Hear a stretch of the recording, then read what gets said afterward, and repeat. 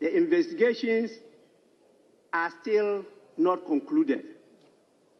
But to be frank with you, I am very disappointed with all of you that a member seated in this house with all colleagues around and no single colleague can pinpoint to the member who uttered those words.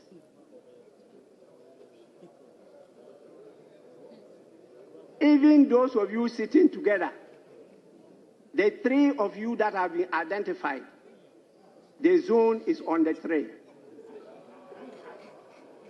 Get this notice.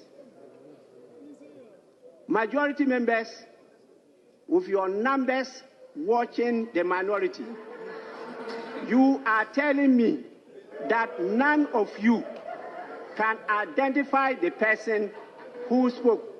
The person, honorable members, please, the person spoke not once,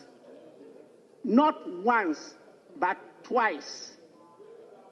The minority leader on his feet turned to look in that direction. And none of you can identify the person who spoke.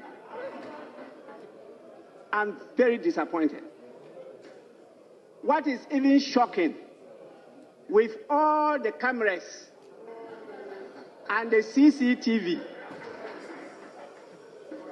none could capture the person who spoke.